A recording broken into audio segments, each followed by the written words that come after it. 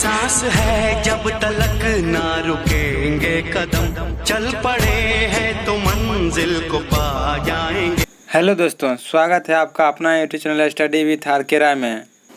आज का टॉपिक है जंतु वर्ग का वर्गीकरण, क्लासिफिकेशन ऑफ एनिमल्स का दूसरा पार्ट है। पहला पार्ट अगर आप नहीं देखे हैं तो पहला पार्ट का देख लें। ये दूसरा पार्ट है। इसमें आपको 50 क्वेश्चनों का टेस्ट सीरीज मिलेगा, जिसमें यदि आप 40+ क्वेश्चनों का आंसर दे पाते हैं तो आपकी तैयारी अच्छी मानी जाएगी। यदि आप हमारे चैनल पर पहली बार आए हैं तो चैनल को सब्सक्राइब कर लें और वीडियो के अंत तक बने रहें। यह वीडियो आपके लिए बहुत ही धमाकेदार होने वाला है। क्वेश्चन नंबर 1, मनुष्य में कालाजार रोग फैलाने वाला मच्छर है। ऑप्शन ए पीसू, बी जू, सी खटमल, डी सेंट फ्लाई।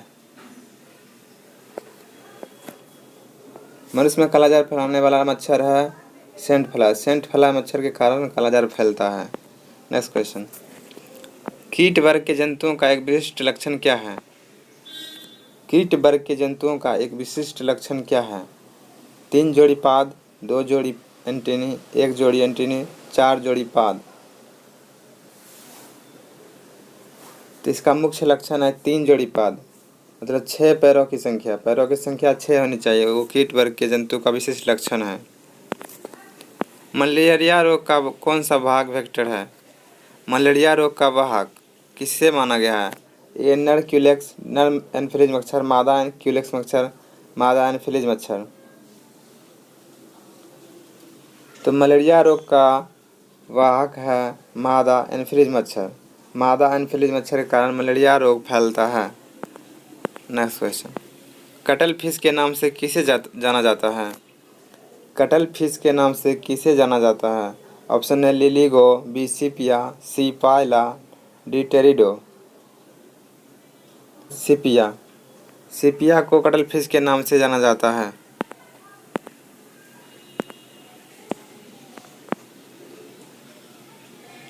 ऑक्टोपस क्या है? एक संधिपाद, बी शूलचर्मी, सी हेमिकॉर्डो, डी मृदुकवची। ऑक्टोपस क्या है?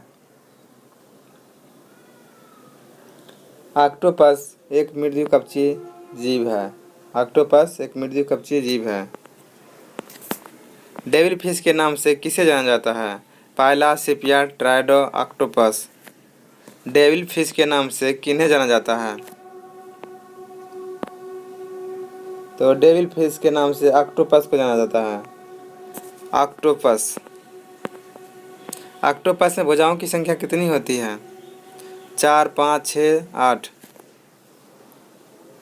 ऑक्टोपस में भुजाओं की संख्या कितनी होती है? सही उत्तर है 8। ऑक्टोपस में भुजाओं की संख्या 8 होती है। आप पिक्चर में देख सकते हैं और गिन भी सकते हैं। पैरों की संख्या 8 होती है। एनिलिडा और मोलास्क के बीच के योजक कड़ी को क्या कहते हैं? नियोपिलेना, कीटोडर्मा, डेंटलम, यूनियो।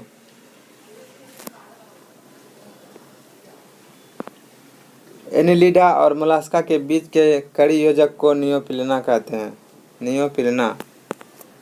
कड़ी योजक को नियोपिलेना कहते हैं। यह जोड़ता है एनिलिडा और मोलास्का को। नेक्स्ट क्वेश्चन, तारा मछली निम्न में से किस संघ का प्राणी है? तारा मछली किस संघ का प्राणी है? ए मोलास्का, बी मत्स्य, सी आर्थ्रोपोडा, डी इकानोडर्मेटा। तारा मछली मोलास्का का प्राणी है। तारा मछली मोलास्का संघ के प्राणी हैं। अरस्तु के लालटेन का क्या विशेषता है? अरस्तु के लालटेन का क्या विशेषता है? यदि आप हमारे चैनल पर पहली बार आए हैं तो चैनल को सब्सक्राइब कर लें और इस चैनल पे आपको जीके जीएस का प्रैक्टिस मिलता रहेगा। सही उत्तर है बी। सही उत्तर है बी, समुद्री अर्चिन के आहार तंत्र को चबाने वाला यंत्र है। अरस्तु का लालटेन का क्या है कार्य? समुद्री अर्चिन के आहार तंत्र में चबाने वाला यंत्र है। तारा मछली के नाम से किन्हें जाना जाता है? एस्टीरियस, हेलोथुरिया, एंटीडॉन, समुद्री अर्चिन। तारा मछली के नाम से एस्टीरियस को जाना जाता है, एस्टीरियस को जाना जाता है तारा मछली। नेक्स्ट क्वेश्चन, मछली के विशेष संरचना जो उसे सांस लेने में मदद करता है उसे क्या कहते हैं? मछली की विशेष संरचना जिससे वो सांस लेता है, नथुना, स्पेरिकल, फेफड़ा, गिल्स। तो मछली गिल्स के माध्यम से सांस लेता है, मछली गिल्स के माध्यम से सांस लेता है। मछलियों के दिल की क्या विशेषता है? मछलियों के दिल की क्या खास व्यवस्था है? ए केवल शुद्ध रक्त होता है, बी केवल अशुद्ध रक्त होता है, सी शुद्ध अशुद्ध दोनों रक्त होता है, डी रक्त ही नहीं होता है। तो इसका सही उत्तर है केवल अशुद्ध रक्त होता है। मछलियों के दिल में केवल अशुद्ध रक्त होता है। निम्न में से कौन सा जीव वास्तव में मछली है? कौन सा जीव वास्तव में मछली है? ए स्टारफिश, बी जेलीफिश, सी कटलफिश, डी समुद्री घोड़ा। तो वास्तव में मछली के श्रेणी में समुद्री घोड़ा आता है। समुद्री घोड़ा मछली के श्रेणी में, बाकी ये तीनों समुद्री मछली के नहीं आता है, मछली की श्रेणी में नहीं आता है। नेक्स्ट क्वेश्चन, निम्न में से कौन मछली नहीं है? ए स्टारफिश, बी सावफिश, सी पाइप फिश, सी गिटार फिश। तो मछली के श्रेणी में नहीं आता है, मतलब ये मछली नहीं है। तो स्टारफिश मछली नहीं है। नेक्स्ट क्वेश्चन, समुद्री घोड़ा किस वर्ग का उदाहरण है? मत्स्य, स्तनधारी, सरीसृप, मोलस्का। समुद्री घोड़ा मत्स्य वर्ग का जीव है। समुद्री घोड़ा मत्स्य वर्ग का जीव है। निम्न में से कौन सा मछली वास्तविक मछली है, मतलब वास्तव में मछली है? Flying fish, crab fish, cuttle fish, silver fish. तो सही उत्तर है फ्लाइंग फिश। फ्लाइंग फिश को मछली की श्रेणी में रखा गया है, वो मछली श्रेणी में ही है। नेक्स्ट क्वेश्चन, निम्न में से कौन सा एक मछली है? Crab fish, cuttle fish, flying fish, silver fish. इनमें कौन सा मछली है? तो मछली फ्लाइंग फिश है। अभी तुरंत देखें, मछली फ्लाइंग फिश है। सागर में किस जीव की सर्वाधिक संख्या है? समुद्र में किस जीव की संख्या सबसे ज़्यादा है? तो सबसे ज़्यादा संख्या मछली मिलेगा, सबसे ज़्यादा मछली है। सबसे विषैली मछली कौन सा है? ए पासन मछली, बी विद्युत मछली, आरा मछली, समुद्री घोड़ा।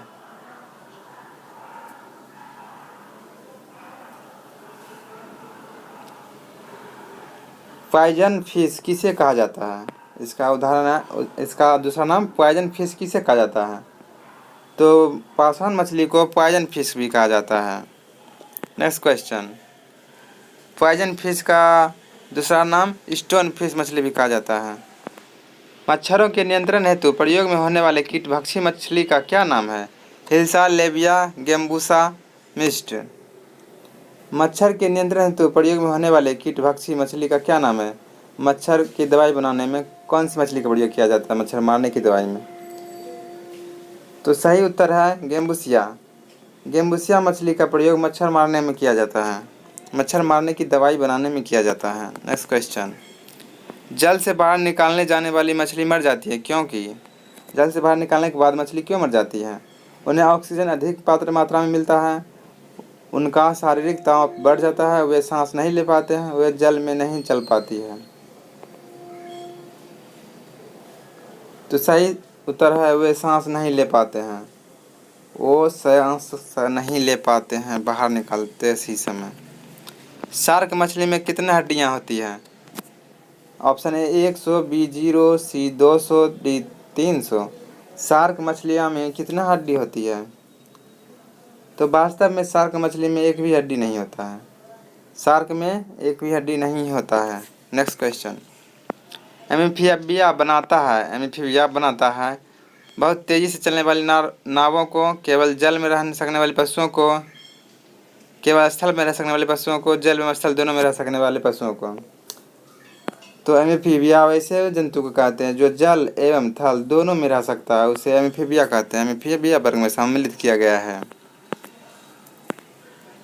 केवल नर मेढक टटराते हैं, क्यों टटराते हैं? केवल नर मेढक टटराते हैं, टटराते हैं, लेकिन मादा मेढक नहीं। तो सही उत्तर है इसका, मादा मेढक में बाह्य कोश नहीं होता है। मादा मेढक में बाह्य कोश नहीं होता है। मेढक के लार्वा क्या कहलाता है? मेढक के लार्वा को क्या कहते हैं? Pupa, maggot, caterpillar, tadpole. तो मेढक के लार्वा को टेडपोल कहते हैं, टेडपोल। मेढक के दिल में कितने कक्ष होते हैं? मेढक के दिल में कितने कक्ष होते हैं? तो मेढक के दिल में 3 कक्ष होते हैं। मेढक के दिल में 3 कक्ष होते हैं। नर मेढक मादा मेढक की तुलना में ऊंची आवाज़ लगाता है, क्योंकि नर मेढक मादा मेढक की तुलना में ऊंची आवाज़ लगा लेता है। ऑप्शन ए, बाघ कोष्ठ के कारण, बड़े आकार के कारण, बड़े ध्वनि बॉक्स के कारण, इनमें से कोई नहीं। तो इसका सही उत्तर है बाघ कोष्ठ के कारण। नर मेढक में बाघ कोष्ठ होता है, लेकिन मादा मेढक में बाघ कोष्ठ नहीं होने के कारण वो ऊंची आवाज़ नहीं लगा सकता है। शीत रक्तीय प्राणी है, मछली, मेढक, छिपकली, ये सभी। शीत रक्त प्राणी, शीत रक्तीय प्राणी कौन है इसमें? तो शीत रक्त प्राणी इनमें से सभी है। मछली, मेढक, छिपकली तीनों शीत रक्त प्राणी है। मेढक पानी में या पानी के आसपास पाया जाता है, क्यों? मेढक पानी या पानी के आसपास रहता है, इसका कारण क्या है? तो इसका सीधा एक कारण है, ये त्वचा द्वारा सांस लेता है। त्वचा द्वारा सांस लेता है, जिसके कारण वह पानी के नज़दीक रहना चाहता है। निम्न तापक्रम पर किसी जंतु का प्रसुप्ति को क्या कहते हैं? निम्न तापक्रम पर गौर करिएगा, निम्न तापक्रम पर यहाँ बोला जा रहा है। तो option A, reservation, B, mutation, C, hibernation, D, aestivation. तो इसका सही उत्तर है हाइबरनेशन। निम्न तापक्रम पर हाइबरनेशन कहलाता है, निम्न तापक्रम पर हाइबरनेशन कहलाता है। और क्वेश्चन नंबर 32, उच्च तापक्रम पर किसी जंतु का प्रसुप्ति को क्या कहते हैं? उच्च तापक्रम पर रिजर्वेशन, म्यूटेशन, हाइबरनेशन, एस्टिवेशन। तो उच्च तापक्रम पर प्रसुप्ति को एस्टिवेशन कहते हैं। यदि तापमान की संख्या बहुत ज़्यादा रहे तो उसे एस्टिवेशन कहते हैं, और लो टेम्परेचर पर हाइबरनेशन कहते हैं। नृशंस प्राणी कौन सा है? नृशंस प्राणी इनमें से कौन सा है? पेंगुइन, व्हेल, ऑटर, डी, कछुआ। नृशंस प्राणी कछुआ को कहा जाता है, कछुआ को नृशंस प्राणी भी कहा जाता है। निम्न में से किस जंतु में टीयर ग्रंथि नहीं होता है? टीयर ग्रंथि यानी आंसुओं के स्रावित करने वाला ग्रंथि नहीं होता है, वो रो नहीं सकता है। मनुष्य, कुत्ता, बैल, घड़ियाल। तो घड़ियाल एक ऐसा जंतु है जो जिंदगी में कभी भी रोता नहीं है, उसे टीयर ग्रंथि दिया ही गई नहीं है ही नहीं। सांपों की विष ग्रंथि किसके सदृश होती है? सांपों की विष ग्रंथि किसके सदृश होती है? मछली के वैद्युत अंग, बी, किरणों के पुंज, स्तनधारियों के वसा तेल ग्रंथि, डी, कशेरुकियों की लाल ग्रंथि। सांपों के विष ग्रंथि किसके सदृश होता है? स्तनधारियों के वसा तेल ग्रंथि के समान, स्तनधारियों के वसा तेल ग्रंथि के समान होता है। सबसे विषैला सांप, मूस सांप, बी, पाइथन, सी, करेत, बी, वृक्ष सर्प। सबसे विषैला सर्प करेत को माना गया है। इन 4 ऑप्शन में सबसे विषैला सांप करेत है। निम्न में से कौन सा एक विषैला सांप नहीं है? ऑप्शन ए, करेत, बी, पाइथन, सी, समुद्री सांप, डी, वाइपर। तो विष किन सांपों में नहीं होता है? तो अजगर का नाम सुने होंगे। तो अजगर में विष कुछ भी नहीं होता है, अजगर में विष नहीं होता। अजगर का अंग्रेजी नाम है पाइथन। तो पाइथन में सांप विषैला पदार्थ होता ही नहीं है। घोंसला बनाने वाला एकमात्र सांप, पक्षी जिस तरह से घोंसला बना लेता है उसी तरह से सांप में भी एक ऐसा सांप है जो घोंसला बना कर रहता है। Option A, chain viper, B, king cobra, C, krait, C, scaled viper. तो किंग कोबरा एक ऐसा जानवर है, सॉरी जानवर नहीं, सांप। किंग कोबरा ऐसा एक सांप है जो अपना घोंसला बना के रहता है। पहला क्लोन पशु डॉली कौन सा पशु था? पहला क्लोन पशु डॉली कौन सा जंतु था या जानवर था? कुत्ता, खरगोश, बिल्ली, भेड़। तो पहला क्लोन पशु भेड़ था, भेड़। कुछ रेगिस्तानी छिपकली अपने मल को शुष्क आहार में निष्कासित कर इससे किस प्रकार से मदद मिलता है? कुछ रेगिस्तानी छिपकली अपने मल को शुष्क आहार बनाकर इसमें क्या उसको मदद मिलता है?